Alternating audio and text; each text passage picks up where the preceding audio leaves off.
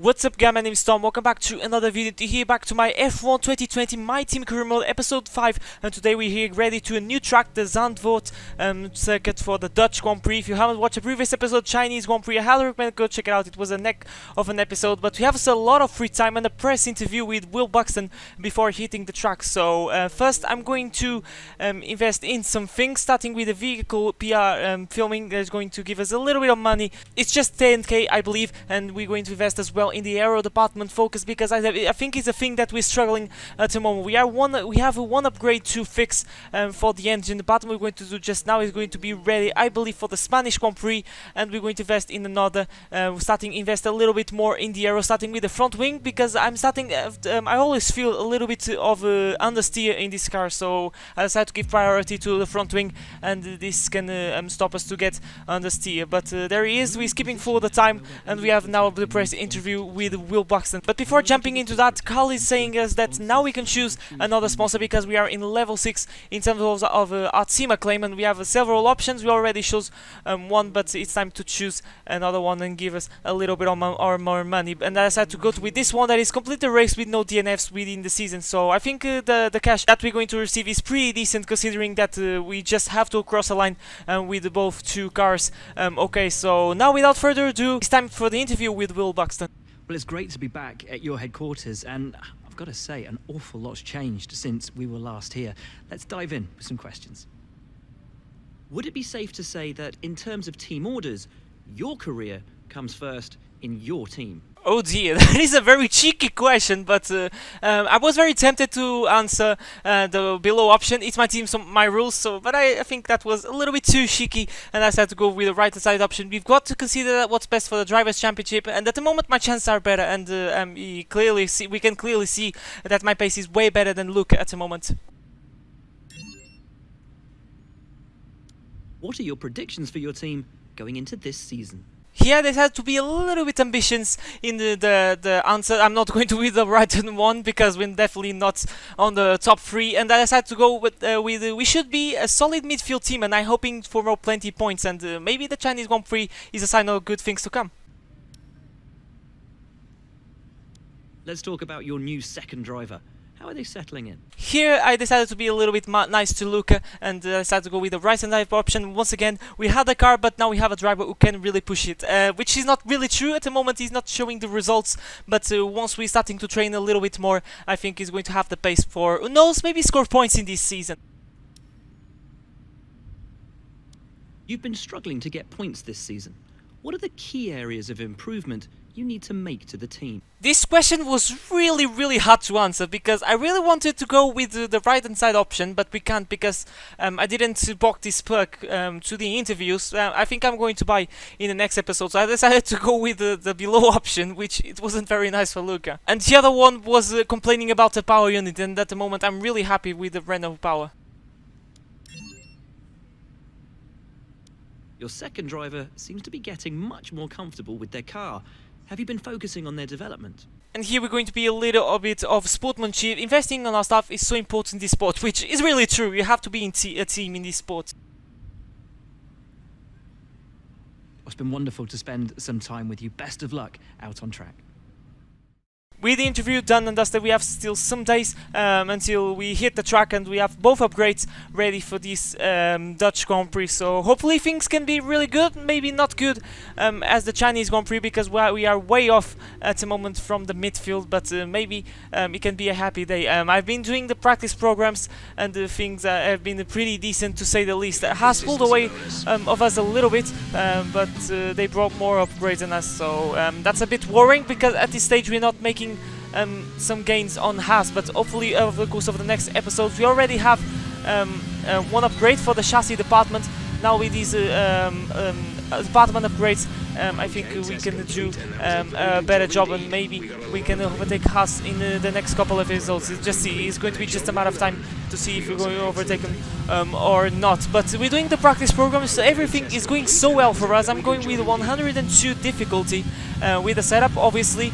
and we're going bubble in every single practice program, so this is giving me a lot of confidence for this weekend, especially on qualifying. Qualifying is going to be really tricky because I believe it's going to be raining. I'm not entirely sure it's going to be intermediate or wet conditions, but nonetheless, it promises to be, and there is confirmation that the weather forecast for qualifying is going to be light rain, so we're going to use intermediate in the early stages, but things promise to be really challenging and maybe mix up the field, and who knows, we can move into key 2 if we get some good track conditions in the closing stages of the first qualifying shootout. Maybe we can do a pretty decent job in this Tom Motorsport car. So we are straight heading out of the pits. I think the rain is not going to get heavier or is going to get drier, but I think it's going to stay intermediate for the whole time, but you never know, maybe it can start to rain a little bit harder, so I decided we have to set the first time as fast as we can as we spin in the last corner, and thankfully we don't have any front wing damage, but that was a spectacular spin as you can see. So definitely at the moment, the last corner, this amazing banking is not 100% okay to go flat out, and there is the best proof that we can go flat out. Maybe with the Mercedes you can go, but with this car definitely you can't. So that's basically our first lap ruin. Our tires should be toasted at this stage. As you can see, look at the surface temperature, it's absolutely red. The tires are absolutely toasted, so this is going to be a little bit of a cool down lap. We're going to do another one still in this set of tires, but look at the back end stepping away, just to see how much I am struggling with the toasted tires. So I'm going to take it easy in this lap, cool the things down, and try to do another one. Here we are in the second lap, 6 seconds up as you can see, and we're getting a little bit disturbed by our teammate Luca Kyoto, but thankfully he's going to get out of the way. It's just early stages. We're getting a little bit the back end loose. If I didn't held that, I would hit the side pod of Luca, but we'll see. Heading into the last corner, definitely not going flat out here. Now we're going to float now the throttle. As you can see, we lost a little bit the back end, so definitely this car is a little bit back end shaky in these tricky conditions, and at the moment it is P6 as we disturb a little bit Valtteri Bottas, but no penalty, thankfully. But now second lap, we are in P17. We come back to the garage, so we skip a little bit the time forward, and we were improving by less than a tenth of a second. So I decided to come back because we don't have that much time to play in this Q1 session. So I decided to come back to the pits, not lose some time, and here we go through my best lap in Q1. Can we get out of this session and get it for the first time into Q2? We'll see. Heading into turn 1, a nice exit. We're already gaining some time. This part is really tricky. Make sure you don't hit the curb because that can stabilize a little bit the car. When it is in dry conditions, you definitely can hit that curb and you can gain some time to the AI a little bit back and loose. As you can see, I'm trying to feed the throttle and put flat out 100% throttle as early as I can as we go through the long right-hander. The downforce feels quite decent in this car. I was always thinking that it would be a nightmare in damp conditions, even in damp conditions, but it wasn't the case. The car was feeling really good in that fast right-hander. We missed a little bit the apex on that corner, so that cost us maybe 2-3 tenths, and I always like to take here a little bit of a late apex. We didn't hit the apex because I decided to take a different line in these wet conditions. Generally, you want to take a wider line when it comes to a damp track or a very wet track, so you have to readapt your driving style when it's not dry. But we are 8 tenths up, so we're getting a heap amount of time, definitely feeling more confident, and I don't know if I think the rain is not stopping, so it all comes down to raw pace and raw confidence as we go through the last corner. I tried to put flat out with throttle as early as I can. We lost a little bit, and we are at the moment in P10, so at the moment we are through into Kit 2 and no one is getting out of the garage, so I think that's pretty much it. We're going to skip forward. I tried to do another lap, but everyone is in the pit, so that's really strange. Not seeing anybody try to improve their times, and thanks to that, probably, we are through, and it's our first time for Tom Motorsport in Kit 2. Unfortunately, our teammate Luca Kyoto, once again with a poor performance behind of one of the Williams of George Russell. So I really need to start to pick up the pace. I'm starting to invest a little bit of more time on him to see if he can improve the pace. But if Luca doesn't deliver the results on this Tom Motorsport car, maybe I'm thinking on fire him and contract. Get a contract offer to another F2 driver, but at the moment he's going to stay with us. It's just the first races, so I'm not going to make any crazy decisions. But here we are in Q2. At the moment we are in P12. I set a bunker time, but we across the line, and unfortunately we are knocked out. But let me say, I'm really happy. We're going to start this Grand Prix in P12. I'll take that every single day of the week. We were really close to getting to the top 10 shootout by less than 2/10 over the time of Lando Norris in P10. So will this be the pace in the race? I don't know, because it's going to be dry conditions. Maybe we were a little bit lucky in these tricky conditions. You know, generally in these conditions, qualifying can always be a lottery. We've seen a lot of these cases in real life. So maybe I'm not feeling that we're going to score points like in the last round, but maybe if we cross the line in P12, I would be really happy. But you never know what can happen. So without further ado, let's go to Sunday for the Dutch Grand Prix. It was 35 years ago that the late great Niki Lauda took his 25th and final Grand Prix win here at Zandvoort. He came from 10th on the grid to beat his McLaren teammate Alain Prost by just 0.2 of a second. Well, Zandvoort is a very different circuit today, of course, but still one with an incredible legacy. And we're going to add to that. Welcome along to the 2020 Dutch Grand Prix. Zandvoort circuit then, 14 corners, 10 to the right and 4 to the left, with plenty of steep camber and elevation changes to keep our drivers on their toes throughout the 2.6 mile lap. And watch out for cars making use of the DRS zone into turn 1 to try and overtake. Anthony Davidson also joins me in the commentary box today. Now I want to ask you about Lewis Hamilton. That was a great win in the last race. Can they keep that momentum going this weekend? It's always nice to come into a Grand Prix weekend on a high, but your expectations are based much more on your practice and qualifying runs. So it's the momentum from those sessions that they'll be hoping to carry into the race today. Off the back of a fantastic qualifying session, it's time to see how our starting grid looks for today's race. An immense lap from Lewis Hamilton yesterday puts him on pole position, and it's Valtteri Bottas that completes the front row. Moving on to the rest of the grid, we have Vettel, Verstappen, Alexander Albon, and Ricciardo, Stroll, Perez, Norris and Carlos Sainz, Thomas, Kvyat, Romain Grosjean and Leclerc.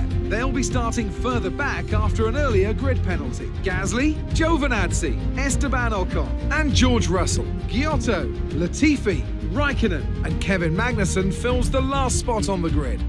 Which of these talented drivers will come out on top today? After the points finish last race, let's aim to keep the momentum going. Thanks, Jeff. I don't know if we're going to do that, but we are starting in P11 thanks to a grid penalty for Charles Leclerc. Talking about grid penalties, sooner rather than later, we're going to start to get some grid penalties. But at the moment, the power units are feeling fine. But here we go for the Dutch Grand Prix, a new track in my F1 2020 My Team career mode, and it slides out and away we go. It was an excellent start, brilliant start against the two McLarens. No, because they're starting on the hard tires, they're starting on the soft tires, and at the moment we are in P9. At the end of the first corner, we have the two racing points going at it side by side. So maybe we can take the pieces, and Lando Norris try to go on the inside and try to take a wide line to try to get a brilliant exit, but we can't do so. Remember that this car is not at the level of the racing points, but at the moment we are in P9 at the early stages, at half a lap of this Dutch Grand Prix, and the McLarens are going to struggle a lot in these first laps because they are on the hard tires. They're going to start to be faster once these soft tires starting to wear out. I'm trying to go on the inside of Sergio Perez, but no use. Let's be honest, I have to be really careful. We are in an excellent position and we cannot score our best finish in Formula 1, but at the moment I'm really happy where I am. Let's try to pull away of Norris. I think we have the pace for that. If we don't have that, would be a little bit worrying because he's on the hard tire, so he's definitely going longer in this race. But Leclerc is already moving places. We have to be aware of him because he's going to be mega fast, and sooner or later he's going to be behind of our gearbox. But first he has to clear this traffic. Already cleared Carlos Sainz, that then was overtaken by the Haas, and as you can see now Daniel Kvyat trying to go around the outside of Lando Norris, and Leclerc with a privileged view, and he's losing a lot of time between these midfield cars. And beautiful move by Daniel Kvyat that goes around the outside, and look how much the gap is already has against the McLaren. There he goes, Leclerc with a copycat move. He's on the medium tire, so different strategies here in this Dutch Grand Prix, and he's up into P10. We skip a little bit backwards onto lap 3, so as you can see in the heads-up display we don't see Leclerc, but you're going to see in the next few few laps that is going to be up into P10, and now on lap 5 it is into P11, so bad timing between my POV and the replay cameras, but at the moment we're doing really good. I can consider we're dropping a little bit against the Racing Points, 5 seconds away of them at the end of lap 8, and Leclerc is going to overtake because I've decided to let him go, not making things harder, because let's be honest, that's a Ferrari, and he's in a different race, let's be honest, and I put on lean, we deactivate the overtake button, and Leclerc gets through very easily, and we skip forward now a little bit onto lap 12, and Leclerc is going to try to make some moves. He's getting closer and closer pretty rapidly to the gearbox of Sergio Perez, so maybe this is the stage of the race, lap 12, that the soft tires are going to start to step out a little bit. As you can see, we're losing the back end, so there is a tire wear kicking in, and Kvyat tried to take a look, but we managed to close the door only just, but that was so close to put our race to an early end. So we're going to watch the replay, and yeah, it's really tricky, the exit of this corner, because of the banking. The throttle application can be sometimes a little bit tricky, and we managed to close the door on Kvyat. So now we have some yellow flags, still on the same lap, and someone is slowing down behind us, and I believe he's one of the Toro Rosso, and he is Daniel Kvyat. As you can see, he's out of the session, and we have a safety car, so this is going to be really come in handy, because I was going to pit in this lap anyway, so this safety car is going to help us out, and this is bad news, especially for the guys that started on the hards, the lights of the McLarens, but this is really good news for us. So maybe the McLarens are going to fit, or maybe are going to stay out.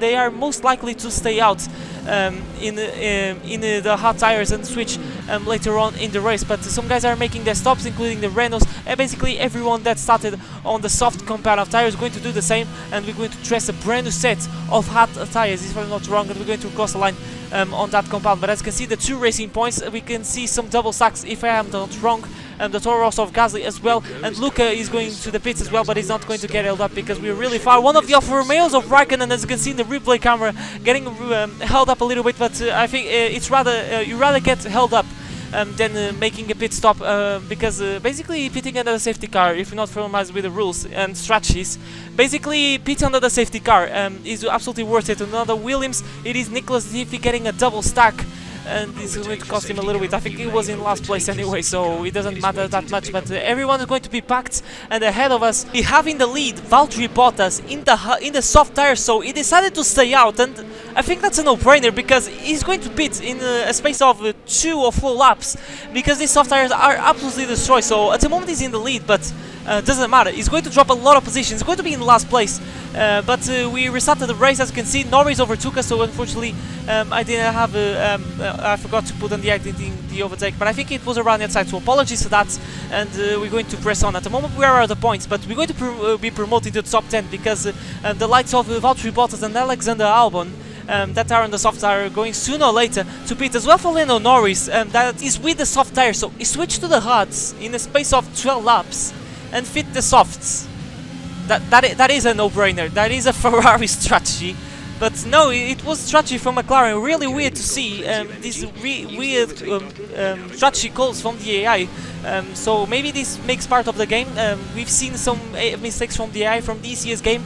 Maybe you have more silly mistakes when it comes to the strategy, but Norris sooner or later is going to fall down the grid, because the softs are going to start to wear out a little bit, but at the moment he's faster than us, and we are in P9 because Bottas is pitting as well for Alexander Albon, and these guys are going to be in dead last place of this Grand Prix. They're going to fit the hard tires and they go till the end of the race, but I have a question: why did they pit under the safety car? That is a really weird strategy call.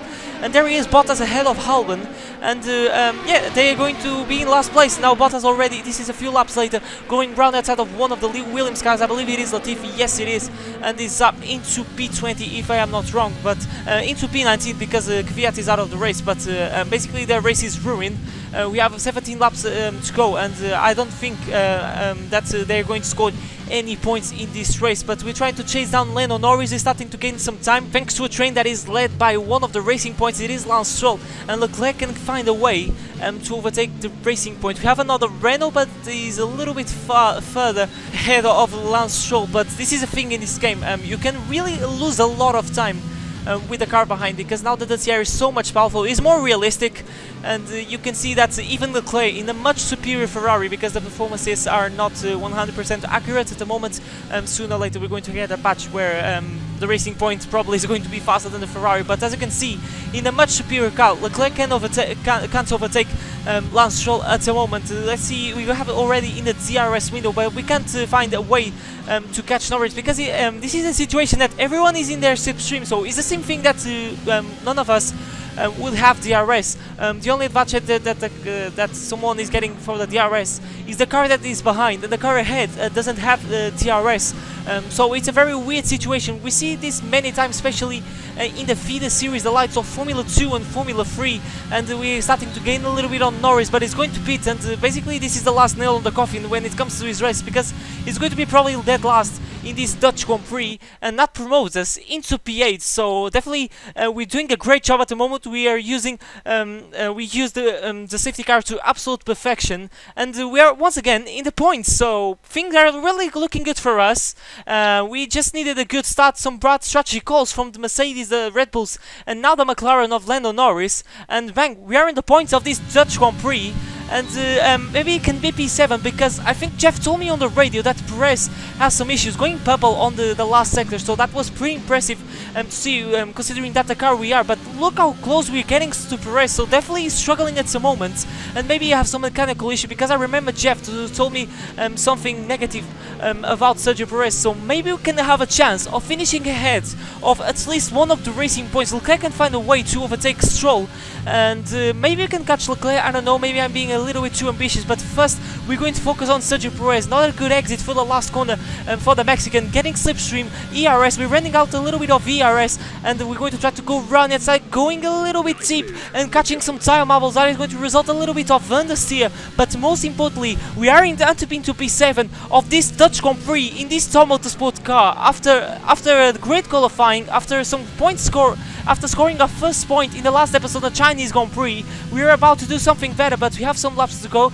and as you can see, the gap to Perez now is 3 seconds, so definitely he has a problem, and I'm pushing as hard as I can, but at the moment, at the same time, I want to say, I'm not pushing that much, because I don't want to, I just want to bring it home. I think I don't want to push to P6, and I decided to back off a little bit in the last 3 laps, because let's accept P7, it's a really good result that is going to help us out in the Constructor Championship. And here we go through the final sector, through the final couple of corners of this Zandvoort circuit. This circuit is spectacular, and it's going to be even more spectacular, because we're going to have another point scoring finish for Tom Motorsport, but this time it's not going to be 1 point, it's going to be 6 points for Atali in the Constructors, in the Driver Championship for me. So another positive day for Tom Motorsport. Get in there!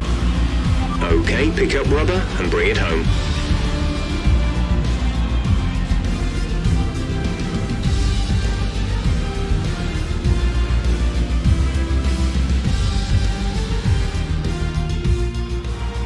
Many doubted whether they could pull off the win here in Zandvoort, but they have done, and done it in spectacular style.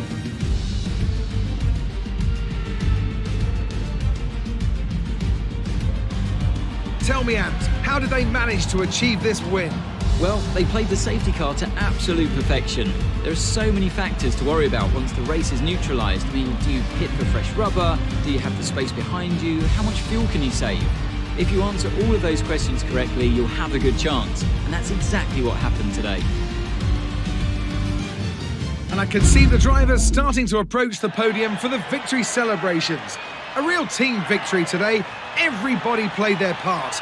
Congratulations then to Mercedes, your race winners today.